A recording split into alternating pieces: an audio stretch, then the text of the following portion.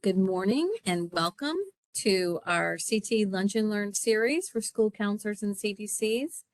This morning we are focusing on family and consumer science, specifically apparel, interior design, child development, early childhood, teaching as a profession. With us this morning we have actually both family and consumer science consultants out of the Office of CT Career and Technical Education, Gwen Turner and Valerie Williams. And Gwen, thanks for being with us today. I'm going to pass the mic over to you virtually. Thank you. All right, so Valerie Williams is coming via recording of her information and everything about her CTE pathways. She had some previous things to work on today, and so she recorded something for us, and I will facilitate. So everything you need for housekeeping and everything will be in her presentation, and then when we get done, I will still be here to finish up. So let's get started.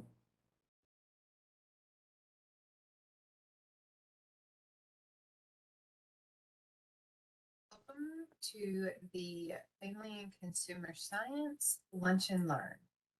Today we will talk about apparel, interior design, child development, early childhood education, and teaching as a profession courses. My name is Valerie Williams, and I'm one of the Family and Consumer Science Education Consultants. Couple housekeeping notes for these sessions.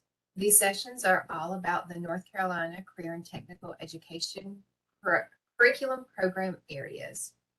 Live sessions only earn 0.1 CEU, and all sessions will be recorded. If you have any questions or think you may have questions, please go ahead and scan this QR code or click the link, and you can input those questions at any time. We will answer them as soon as we are available. Also, we have an attendance check-in. Please scan the QR code and check in for this session.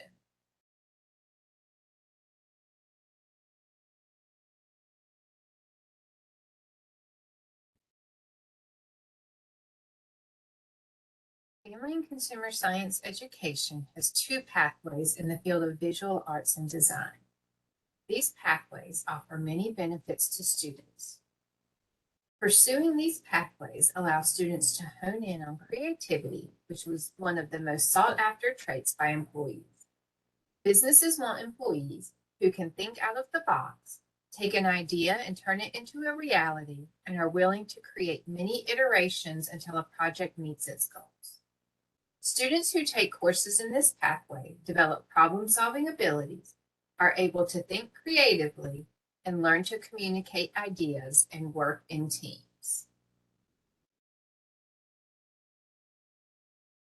The field of apparel and textiles includes so much more than just everyday clothing that you wear. Apparel is more than a shirt and a pair of pants. Think of your shoes, your bags. Now think of the protective gear that specialists wear, such as fire-resistant gear for firefighters, military gear to keep all divisions of the military safe, meshes and gauze for surgery and daily care needs. Cooler weather is approaching quick, and I know I love a good blanket curled up on a soft couch. All of these items and more fall under apparel and textile development. We use textiles in a variety of ways, and we need to make sure that each textile is treated properly, keeps us warm, safe, and helps transport goods from one area to another. The apparel industry in North Carolina is an ever-growing, ever-changing field. We need to prepare students to be conscientious consumers and producers. As we begin to look at the apparel industry, we also need to understand that apparel designers and textile producers are not only in the field. Fashion merchandising, managers, buyers, product managers, and store owners all fall under the apparel and textile field. As you can see, there are many different career options, from fashion designer to pattern maker, retail manager, retail worker, buyer, seller for product lines, textile designers, textile manufacturers. The list goes on and on. North Carolina still leads the way in textile manufacturing and employs over 25,000 employees in textile manufacturing alone. We are an integral part of the textile market, exporting $1.4 billion in textile goods, which leads the nation with nearly 20% of U.S. textile exports. Careers in textile and apparel design are not going away. They're becoming more technical, more aware of environmental impacts, and wanting to educate consumers on the advantages and disadvantages of products. North Carolina University system has strong programs in the apparel and textile fields and are looking for students who have a passion for all facets of this industry.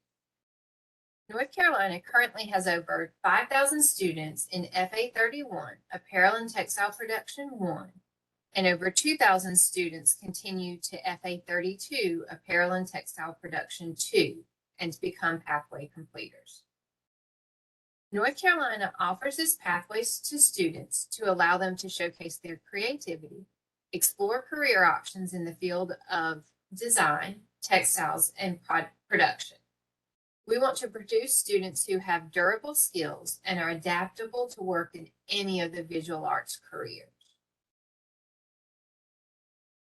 Students who take apparel and textile production courses are being opened to a world that allows them to explore creativity, build communication skills, and understand project development and management. Our courses integrate hands-on learning for students with a practical approach to skill mastery. Apparel and production is a very technical field that is moving towards digital design. Students who take FA31, Apparel and Textile Production 1 in high school are eligible for a fourth math credit for those seeking admission to a community college or entering directly into a career. This pathway offers students the opportunity to explore entrepreneurship opportunities in class and take away lifelong learning skills that transfer to all career opportunities. Teachers have the opportunity to work with local manufacturers, retail stores, and designers to help showcase students the career components of this field. The second career pathway that North Carolina offers is in visual arts and design is the interior design pathway. Many people only think of interior designers as those that decorate houses. The field of interior design is a very broad and encompasses every job that has a building to work from.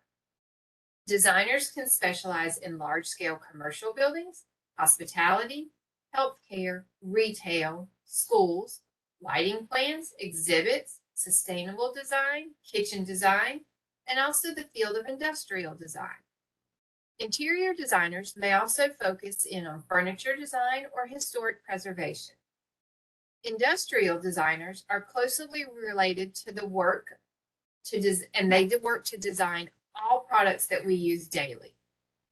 Designers are not only focused on the aesthetics of a building or a room, but also the care, sustainability, functionality, and health of the people who use the space. A well-designed space increases productivity. The field of architecture is beginning to work more closely with the field of design and to create more complete spaces. Designers are encouraged to know more about construction, drafting, and the architectural side of design.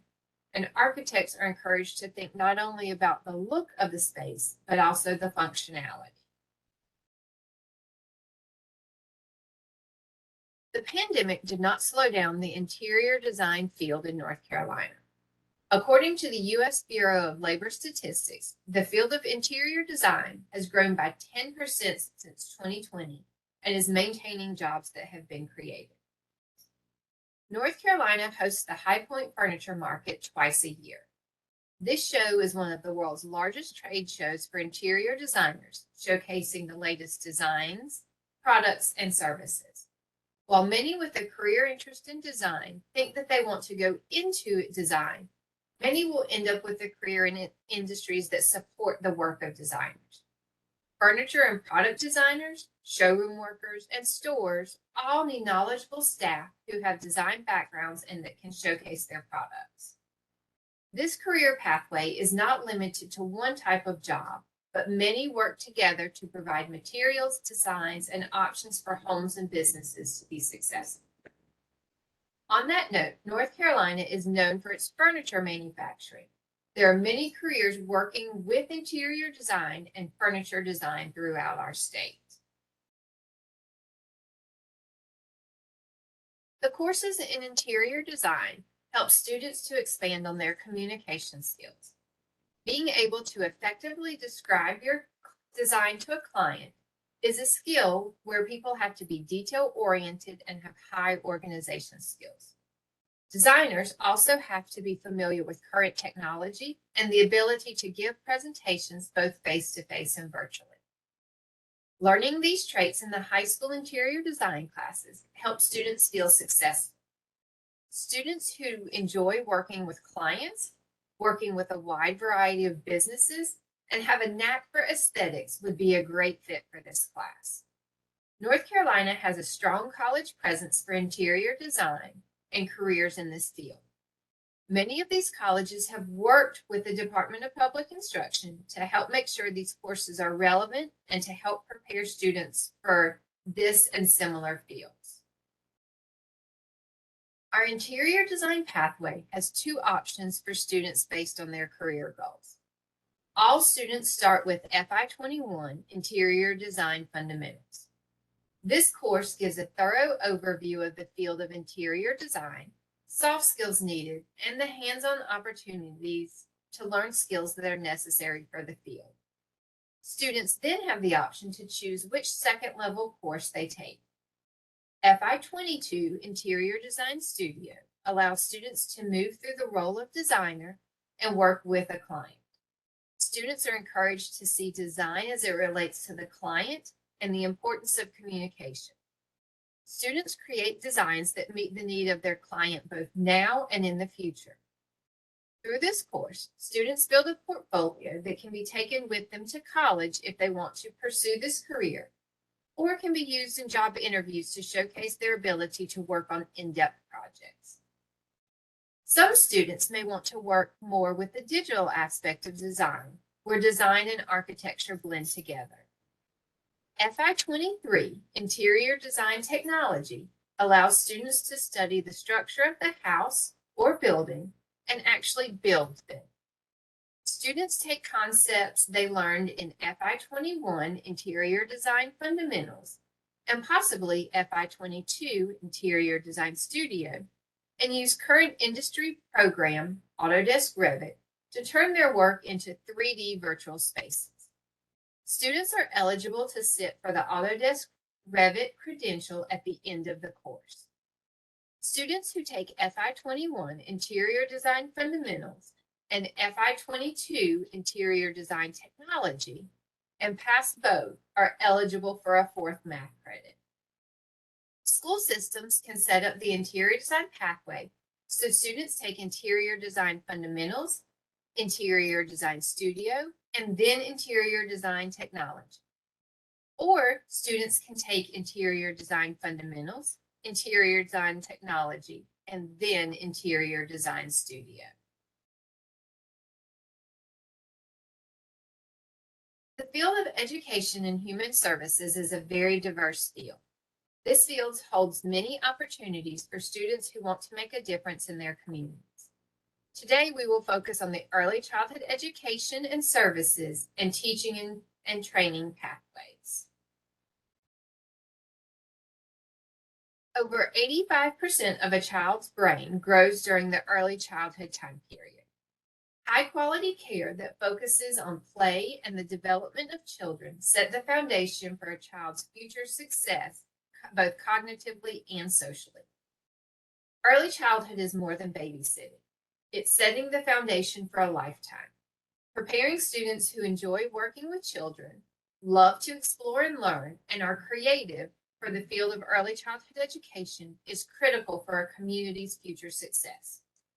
Students who are interested in working with children, around children, or potentially having their own children in the future can benefit from taking both FE60 Child Development and FE11 Early Childhood Education 1. Many people are under the assumption that taking child development and early childhood education in high school only sets students up for careers as an early childhood education teacher. However, this is not the case. Many fields use the theory and knowledge learned in child development and early childhood education to help them as they work with children. These courses help students understand theory and why children act the way they do, as well as developmental milestones and when something may be developmentally wrong with a child.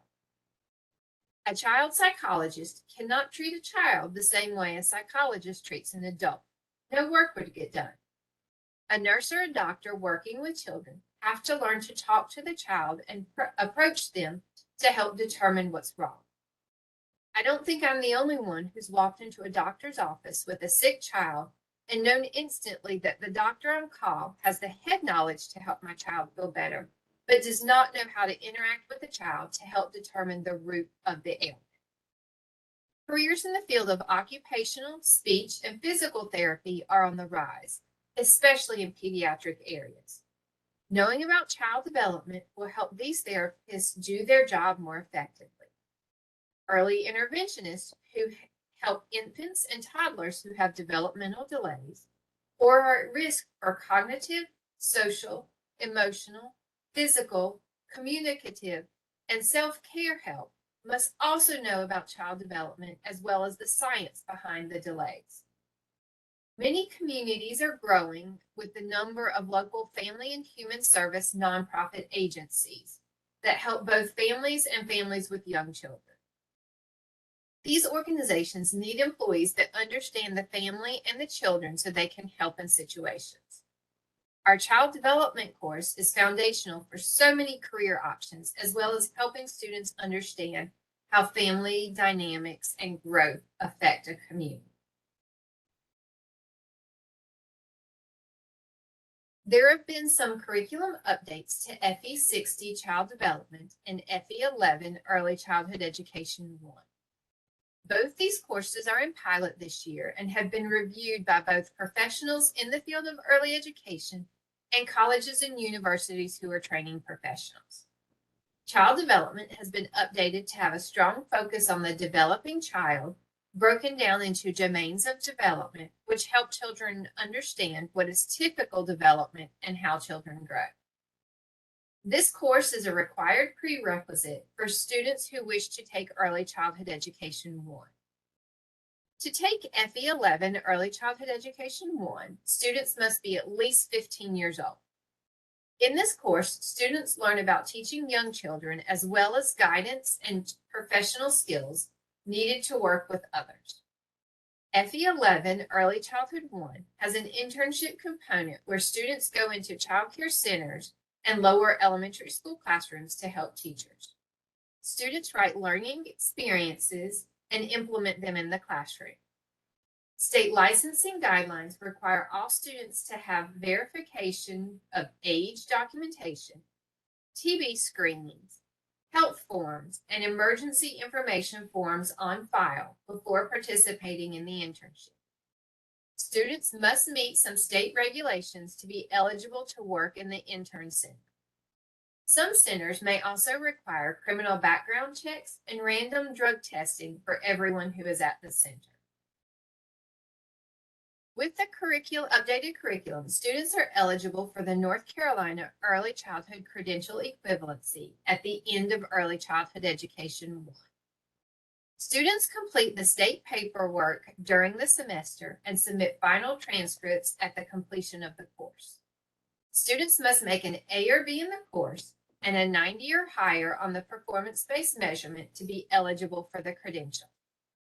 This credential allows students to be a lead teacher in an early childhood classroom once they turn 18 and have graduated from high school. This credential typically includes a pay raise for them as well. Students will not officially receive the credential until they graduate from high school and submit their final transcript. I am also working with the community college system at this time to update our community college articulation agreement. Students who meet the North Carolina Early Childhood Credential Equivalency should also be eligible for the credit for EDU 119 at the community college. More information about this articulation agreement will be shared with teachers and CTE directors by the end of the semester. FE12, Early Childhood Education 2, is being updated this year. It will be released in the summer of 2023.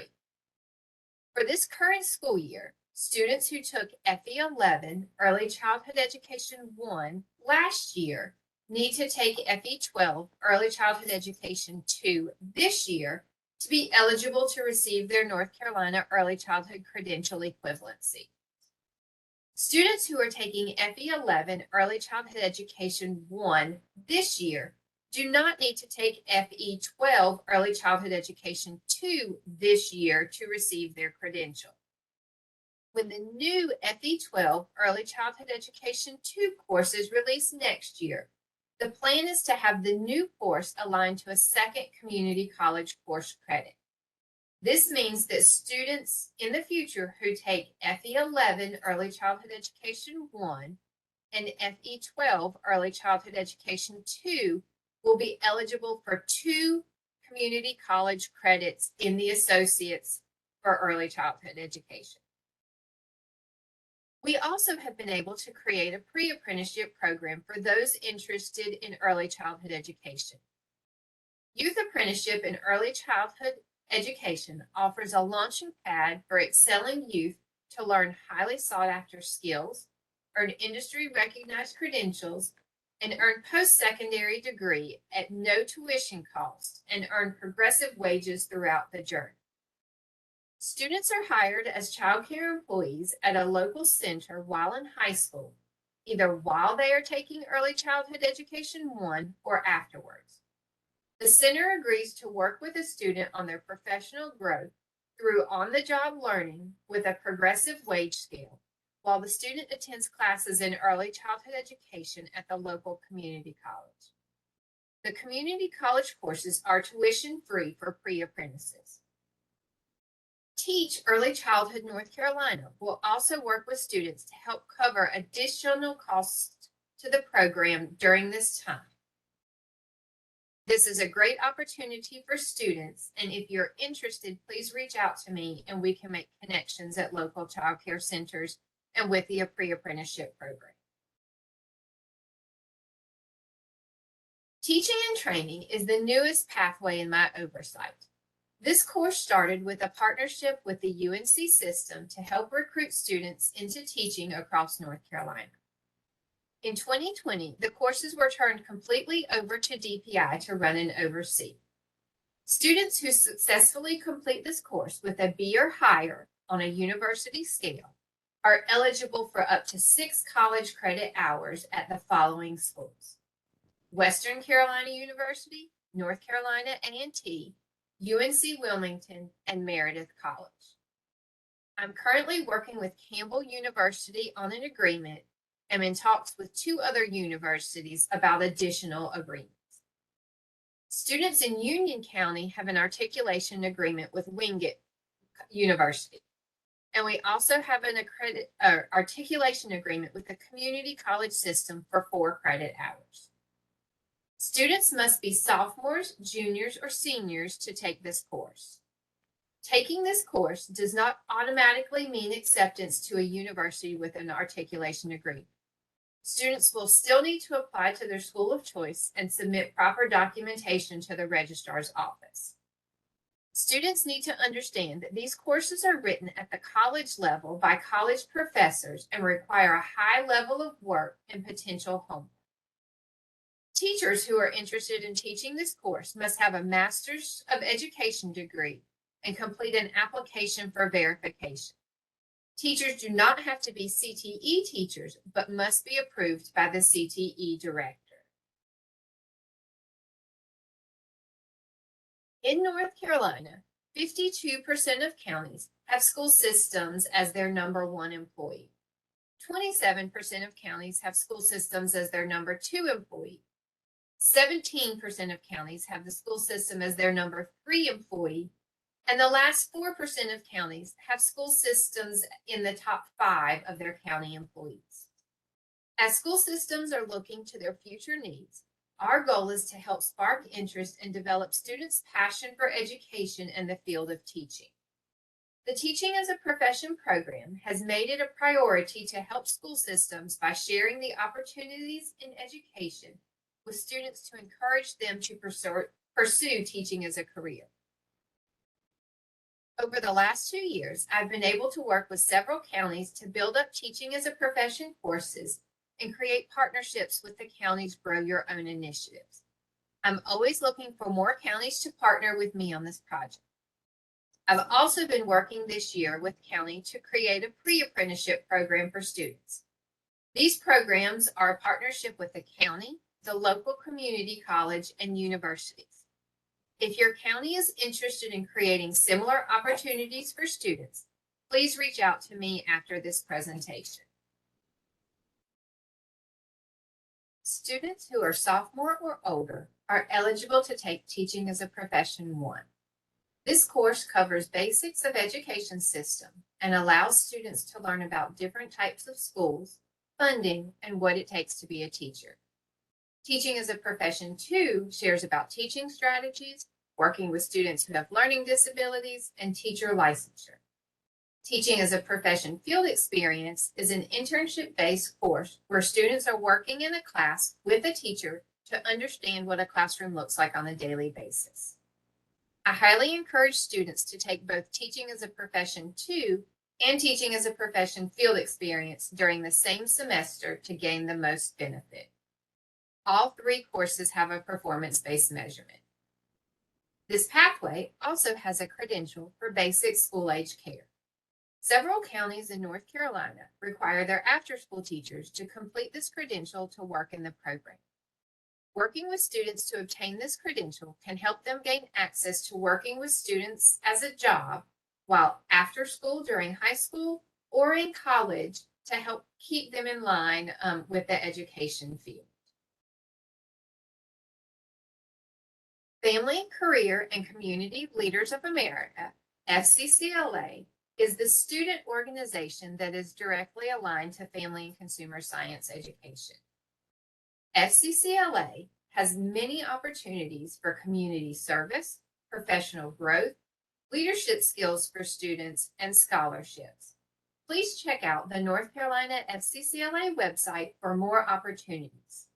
Many of our courses have FCCLA activities, competitive events, and projects integrated into the curriculum for a very hands-on, applicable way to mesh learning and working with your community. Again, if you have any questions about this presentation, please scan this QR code and put your questions in here. I will answer them as quickly as possible. Here is your QR code for your attendance checkout. We thank you for attending this session today. Please join us on social media for events and followings of what's happening in CTE.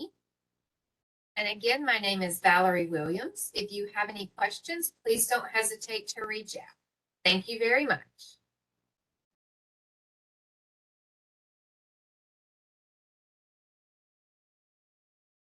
All right.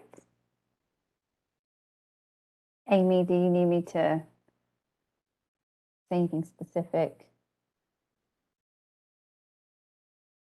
I put the links in the chat just in case the QR code wasn't something that you could capture. And then Lynn Turner is available. If there are any follow-up questions while we have her on camera right now. So if you want to put questions in the chat, or that will help. Don't believe our audience has the ability to open up their mic. Yeah.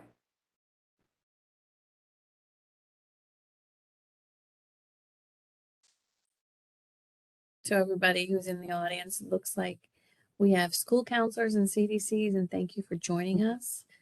The PowerPoint and recording from today will be posted to the CDC Moodle, and we'll also share that with Dr. Bryant, school counseling consultant. But we do have some posted in the newsletter. I'll post it in the link in the newsletter for October. Mhm. Thanks, Keisha. Yep. So while we have Gwen here, it's a great opportunity if you have any specific questions related to the FACS curriculum that Ms. Williams covered. You can put those in the chat. Mhm. And Gwen, you're going to focus on your area. 2 weeks, is it? What's the date for Yep. yours? I'm forgetting. October 18th is mine, and I will do the counseling and mental health pathway and food and nutrition and culinary arts that time. So I'll cover those then. Right. So we've got, we were up to 28, I thought. We've got 27 in the room, the virtual room. We've got the whole session today being broadcast out to the CDC SBC Fall Mini Conference in Goldsboro. So not sure how many are in that room, but we appreciate them sharing. Yeah. Any questions for even Dr. Bryant related to school counseling perspective? And then Gwen related to FACS.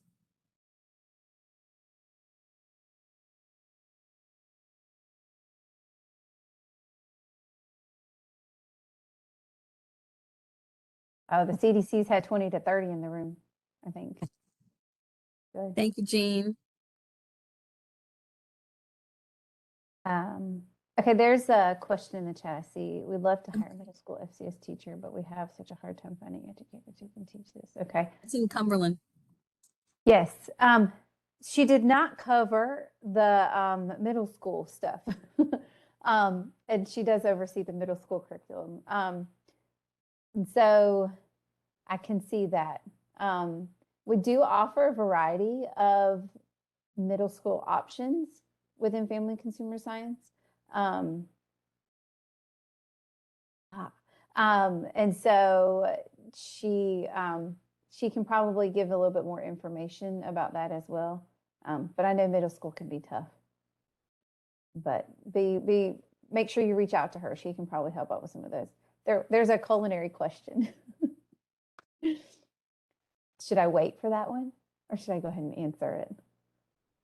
Go ahead. Okay. So Heather, I'm not sure where you are located, but I can help out with some different options.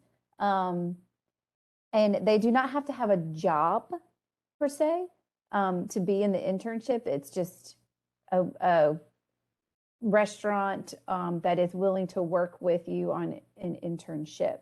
I think a lot of people get confused. And so as long as they are getting their 120 hours out there, they can do that. But I have some resources as well that I can help with for internship pieces. As the question, any additional information on the basic school age care credential, cost, time to administer? They're asking some good questions that I don't know the answers to. That one would definitely have to be something that Valerie could answer in a little bit more detail about that one. I'm not as familiar with that credential. I don't know if either one of you guys have heard of that one or not. I have not, but we do have Valerie's email in the chat, and it will be on the PowerPoint, of course. And we'll give this recording to Valerie as well, but encourage you to reach out directly with that question. Yeah. And anybody in the CTE area can help with any of the credentials. And I'm looking on a document to see.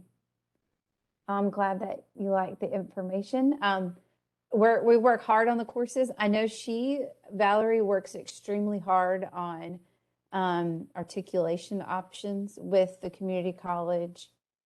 She's constantly in talks with different universities for the teaching as a profession to bring that more options and making sure that the students can go to the school of their choice, but they can always kind of argue for themselves in a way. So I just looked up, it looks like the cost of the exam for the basic school age care is $20. And I'm looking to see how long it takes. It's not a timed test, it looks like. I'm looking at the information about that credential.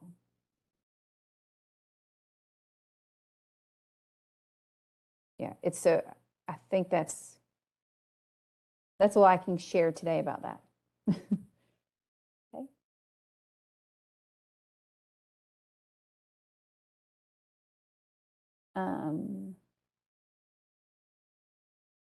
Is there any other questions at this time?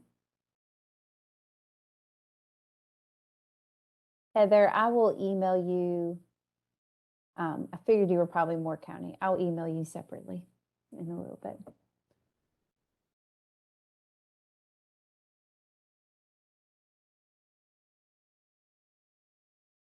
I don't see any more questions at this time. I just put the link for people to subscribe. Someone asked about the school council newsletter. So I just put that link in there for whoever that question came from.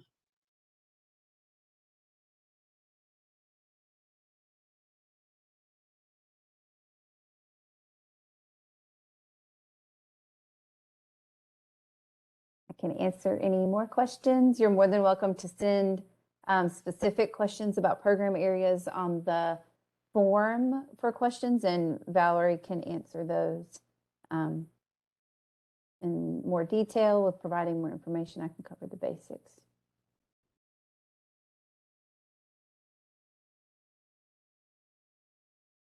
Thank you very much. Gwen, thanks for being here Yeah. and sharing facts and Valerie's information. Dr. Bryant, thank you. It looks like we've got a question from Megan McMillan in Cumberland that her email bounced back. Let's repost that. I'm putting Oh, did I mess up the email, Megan? Did I mess up Valerie's email? There we go. Thanks, I'm not Gwen. sure, I didn't look. DPI, did I Maybe put let me NC? DPI to NC.gov, Valerie. What was it? I could have. I don't know. Try it again. Megan, if that bounces back again, go ahead and email me directly. I think you have my email, and I'll connect you directly with Valerie. It will be tomorrow because I'm in Guildsboro today. Thank you, ma'am. And don't miss out on October 18th, hearing the rest of Family and Consumer Sciences. Thank you, Gwen. Yeah.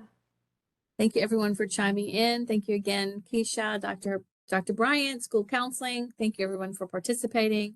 As soon as this recording is downloaded, by the end of the week, it'll go to the CDC Moodle, and I'll get it shared to Dr. Bryant. And I think you mentioned it would go out in your newsletter, right? Okay, good.